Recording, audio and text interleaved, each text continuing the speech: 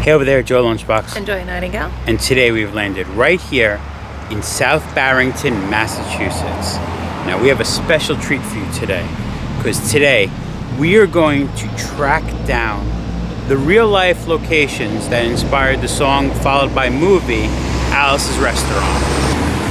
Now, Arlo Guthrie wrote that song about his real life experiences, and all those experiences can be found here in the Berkshire, the locations of those experiences that made that song. We're actually standing behind Alice's church where they had Thanksgiving dinner, but we're going to get to that in a second. See, we're going to tell you a little bit about the past, the song, show you the locations that could be depicted in the song, and have a good day here in the Berkshires. So if you like the kind of thing, if you do, you should like this video, subscribe to our channel, comment down below. All this is much appreciated. But it's time to get started, so step right up. Let's go for this ride. You might be wondering, why are we filming this? What is significant about this that we should be sharing it with you? Significant about that we find it interesting? Well, ever since I've been a kid, it's personally been a family tradition. Every Thanksgiving morning, we wake up, we watch the parade. At 12 noon, we listen to Alice's Restaurant. It used to be on WNEW, which would be 102.7 where we live on Long Island. And then now it's still, the tradition carries on 104.3. Listening to Alice's Restaurant is a Thanksgiving tradition. So for Thanksgiving, we had to see those locations. Now, a little backstory to Arlo Guthrie the man. You see, his father was another famous folk singer, Woody Guthrie. Woody Guthrie came to New York. He married Arlo's mother, Marjorie, and she was a dancer in New York City. And if you don't know who Woody Guthrie is, he wrote the song, This Land Is Your Land. He came to New York, married Marjorie. Arlo is one of 4 children. That was Woody's second wife. Before Arlo was born, and he was in New York, he was working for the radio. In '43, he went off to war. When he was drafted, he wanted to work for the entertainment groups, was the USO. But no, they made him become a soldier. He worked with the Merchant Marines. Came back. Arlo was born in '47, and Woody is starting to suffer from what is known as Huntington's disease. It's a neurological disease, and he was falsely diagnosed at the start. It put some pressure on Marjorie and Woody.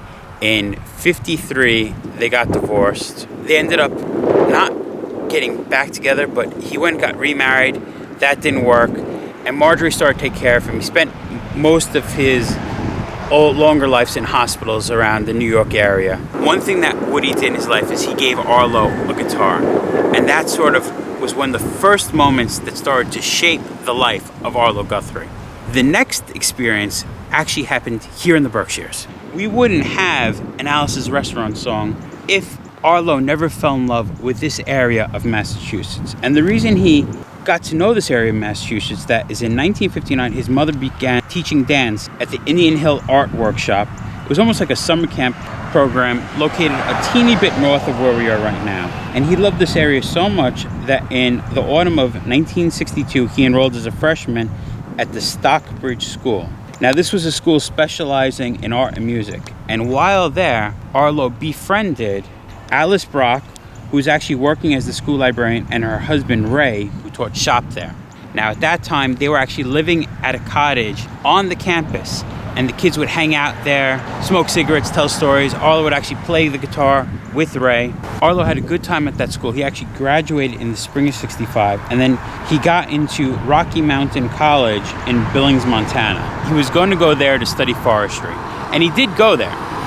Now, but once he got there, he went, man, maybe this isn't for me. Alice, after she stopped working as a librarian, she moved to New York. She moved back. Her mother gave this church to her. Her mother was a real estate agent, as a wedding gift. And they came up here. They started to live here.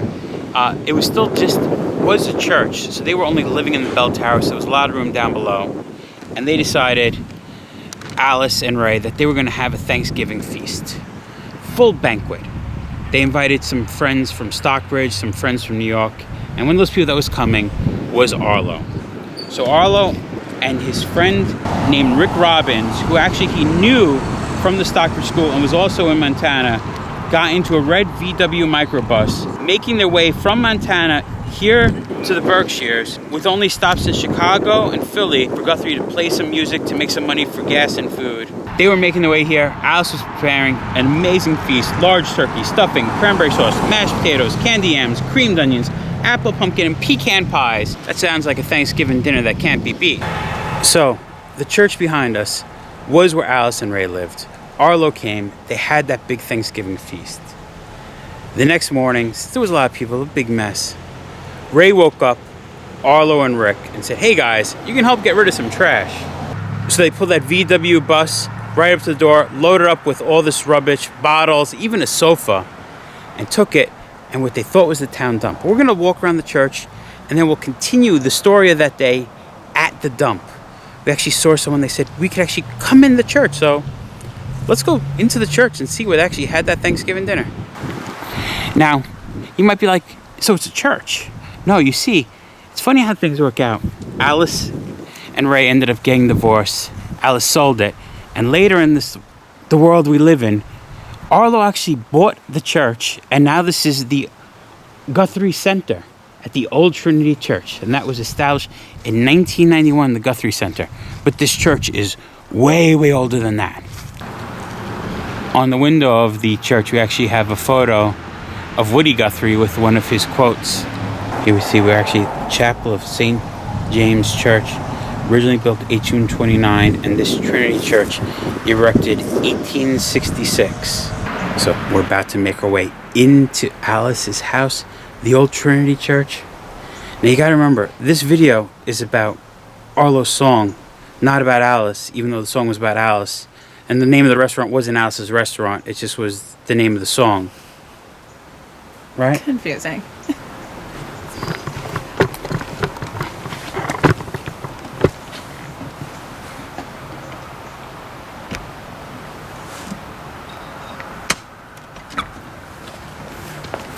So we'll do cross and then... It is so cool being in here. They are sitting up there having a dinner for volunteers. Looks like when it is open, have some cool stuff. As opposed from Alice's restaurant. Group W bench. It's where we do our shows and our Thanksgiving dinner and obviously everything. Awesome. And I have a new program called Check It Out that we're going to open on the 29th of this month. And I started to open it in 2019 when COVID hit. Mm-hmm. And of course I couldn't. And it's a musical instrument lending library for free for kids, for retired people, for anybody. And I started collecting instruments in 2000. Well, about 9 years I've been collecting. And man, we have got stuff. Wow. We have got so many guitars, banjos, mandolins, violins, everything. I mean, mostly string. Mm-hmm. We have some flutes, and clarinets and stuff. And so we're opening, we're real excited about that because there's a lot of migrant kids around here and stuff. And the last thing their parents could ever think of was buying an instrument. Yeah. And then I'm getting grants for free music lessons if they are interested. So that's what I'm real excited about it because I just think that's a good thing. Yeah. Anyway, Awesome. make yourselves at home. It's crazy standing, looking up there, thinking like that's up towards the bell tower where Alice and Ray made their bedroom in the church. And it is cool how just that significance of the church carries on to be the Guthrie Center, doing good for the community like we just were hearing from musical instruments. They raise a lot of money also for the disease that took Woody Guthrie's life and some of Arlo's sisters' lives, that Huntington's disease. There's lots of charity work that happens here at the Guthrie Center. This is cool. It's so different.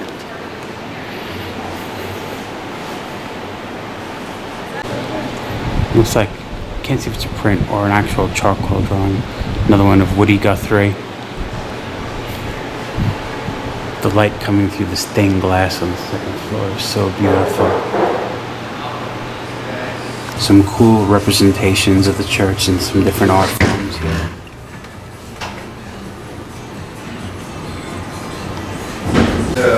One of them painted on a leaf. That kind of thing. every May they actually have a walk to raise money for Huntington's disease.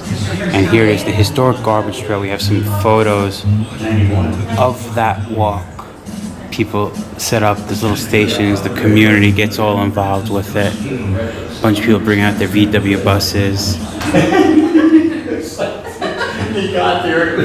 So that was cool, getting going. Thank you, George, for showing us a little bit around, telling us about the programs that are happening here. You saw him a few minutes ago. And we actually were talking to Arlo's daughter in there as well. She was just telling us about the organization, just about Arlo and life and stuff like that. That's cool. It's cool how things work. Now, it's weird to think like right there, they had Thanksgiving dinner in 1965. 2 years later, in 67, the song came out. 69, the movie came out. And now it's the Guthrie Center doing charitable works and all this cool stuff. It's just the way life paths take you sometimes is cool. And if you actually seen that movie in 69, you might say, that church looks familiar. Well, a lot of the stuff like the church or the jail or the courtroom, not the outside of the courtroom, I don't know about the inside, were actually the spots that were the real spots. So it's cool that the filming locations match up to his real life locations. And even the Officer Obi in the movie is Officer Obenham, who is the actual arresting officer. The judge, the seeing eye dog, is even the real seeing eye dog. And stuff like that is cool, that he actually got those people who were there for his arrest to be in his movie, who actually befriended him after the situation. And it's an interesting story. But on to the story. So they loaded that VW bus with trash. Now we're talking the day after Thanksgiving. Got to go dump that trash. Let's just drive to the town dump. That would have been a good spot to dump it. We made our way up to Stockbridge, and right now we're on Glendale Middle Road, because behind us is where the town dump was. It would have been Friday, November 26, 1965. Rick Robbins and Arlo Guthrie with their Volkswagen minibus would have came up to the site, but found the town dump closed, and they had to find a spot to dump that trash. So they got back in the minibus, and they went to find a spot. And Arlo, after thinking, thought back of a hill he remembered from that Indian Hills summer camp, and that's where we're going to head now. So right now we're driving on Prospect Hill Road, and like I said, Arlo and Rick were driving, trying to find a spot to dump the garbage, and Arlo remembered right near that Indian Hills Arts workshop his mom worked, there was a cliff there that they could dump the trash off of. Well, sadly, they dumped it on a man named Nelson Foote Sr.'s property. We're almost up to where that was. Sadly, the spot that it was, we can't get to exactly. It was redeveloped, so the location doesn't really exist anymore. There's stuff built there, but in a few seconds, we get to share with you what was Nelson's Foote property, which is the site Arlo and Rick did the illegal dumping act, which caused all the trouble, which also caused all the fame. So I guess garbage worked out to be a good thing. So right here to the left, where this big house is, this would have been past here where the dumping site was. Right down over that hill.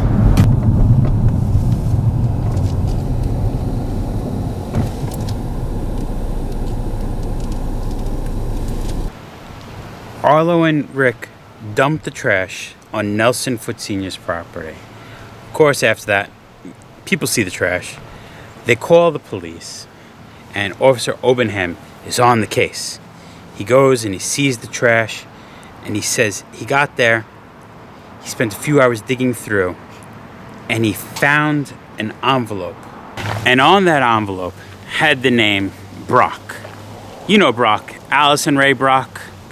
Well, he figured they have to know how it is. How did this envelope get in this pile of trash on Nelson's property? So he calls him up, and this is a legend, let's say, is that he was like, hey, do you know about this trash?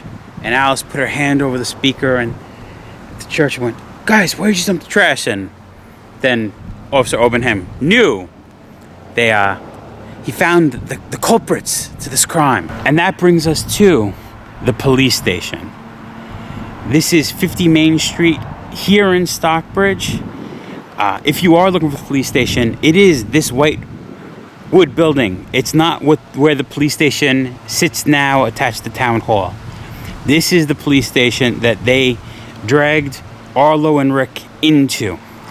So like I said, so once Officer Obenham got Guthrie and Robbins, he actually did drive them back to the scene of the crime, but he didn't take the 8x10 color gloss. He actually took some black and white photos, brought them in, put them in his cell. I personally love a lot of the parts of the song with Officer Obi, was his name in the song. Like I said, it was Obenham in real life. One of my favorite lines is, "Kid, we found your name on an envelope at the bottom of half a ton of garbage and just wanted to know if you had any information about it." And then Arlo said, "Yes, sir, Officer Obi, I cannot tell a lie. I put that envelope under that garbage." Has to be one of my favorite lines of the whole song.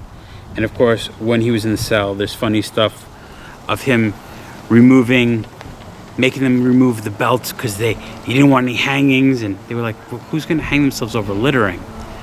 Or removing the toilet seat so they can't hit themselves over the toilet seat, getting rid of the toilet paper so they can't bend the bars and roll the toilet paper out and escape.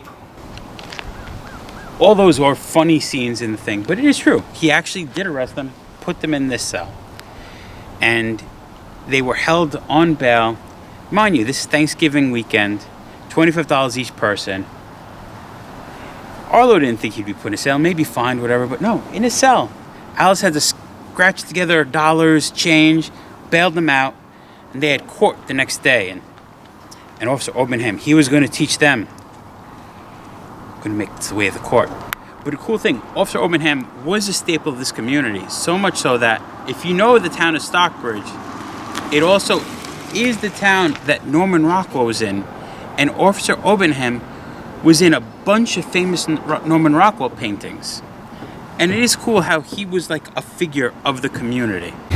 And that police station is on the west side of Main Street, and you can't miss it. It's next to this cool bell tower across the street from the cemetery. And if you're a Norman Rockwell fan, Norman Rockwell's grave is actually in that cemetery. Made our way over to Lee, Massachusetts. Now let's run through this date. It would have been November 25th that Arlo and Rick had Thanksgiving. The 26th, they dumped the trash, they got arrested, they got bailed out. Well, now we're up to Saturday the 27th. Well, they had to appear here in court. So behind me is Memorial Hall where the court was held. Justice James Hannon was the presiding judge. He came in with his seeing eye dog Susie. Officer Obenham had all those photos, and this is one of my favorite lines of the song. Just picture, they're in the court. Officer, as the song goes, Obi is looking at the photos, looking at the seeing eye dog. And this caused Obi to come to the realization that was a typical case of American blind justice, and there wasn't nothing he could do about it. Because of this, Arlo was fined $50. Him and his friend had to go pick up the trash. They said it was a lot easier dumping it down the hill and carrying it up the hill. Took it to the town dump. And he thought that was the end of that. Case over. Well, in 1966, Arlo Guthrie gets a letter saying he has to report he's been drafted. Now, he first wrote letters to the government saying he's against the war and all that. They didn't want to hear it. He shows up to the draft board down on Whitehall Street in New York City. Goes in, gets poked, gets prodded, and all this stuff. Getting ready to be drafted. And he gets to a spot, and they find out that this happened. Found guilty of a crime. And they said he wasn't morally correct to go fight a war. Because he committed a crime, he couldn't go kill people in the Vietnam War. And that's what the song really is about. It's about the draft, it's about the fighting, it's about what's right and what's wrong, and all because you littered does that make you not morally correct to go kill people for the government? And that's the premise of Alice's Restaurant. And all those things did happen. He did get drafted. He did go get charged here for littering. $50 fine, pick up the litter. That was it. But that wasn't the end, because obviously the song is Alice's Restaurant. So our last stop is we're going to go back to Stockbridge to Alice's Restaurant. Because you have to remember, you can get anything you want at Alice's Restaurant. Oh, you can get anything you want at Alice's Restaurant. Walk right in, it's just around the back. Just a half a mile from the railroad track, so you can get anything you want at Alice's Restaurant. Except for Alice. That's right. So we're going to make our way back to Stockbridge to finish off the day to show you where Alice's Restaurant actually was. And if you are watching the movie, you actually could see them walking in and see the Lee, Massachusetts Memorial Hall, the courtroom sign. Pans out, you see the building across the street. Justice James F. Hannon and his dog Susie, that played the judge in the movie, and the dog, or the actual judge and dog that were there that day on the trial. Joy, Yo. you remember Alice? Yeah. This was a song about Alice. Well, our last stop is Alice's Restaurant. Now, this was actually called The Back Room. Alice Brock opened this restaurant a few months after that Thanksgiving incident. But how do you come do a video on Alice's Restaurant and not end at Alice's Restaurant? Now where sits the Main Street Cafe, but there it is. Teresa's Stockbridge Cafe, formerly Alice's Restaurant. Remember, it wasn't Alice's Restaurant, wasn't the name of Alice's Restaurant. It was a song about Alice, and she owned the restaurant. And it was right back here.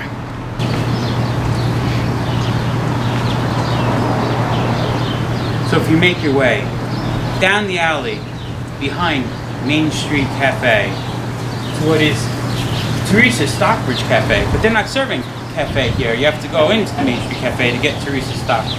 Well, this was the back door to the back room, which was Alice's Restaurant. You can actually see stuff like it sells Alice's Avenue, the piece we were serving at a Main Street Cafe. Please join us on the front sidewalk. But right here in Stockbridge, we have our final location, Alice's Restaurant. So we hope you liked coming along with us on this groovy adventure today, tracing Arlo Guthrie's, the actual location that inspired the song Alice's Restaurant. To me, this is important because it has family significance, listening to this every day, bringing the memories back of my childhood on Thanksgiving. Even today, I still listen to the song every Thanksgiving.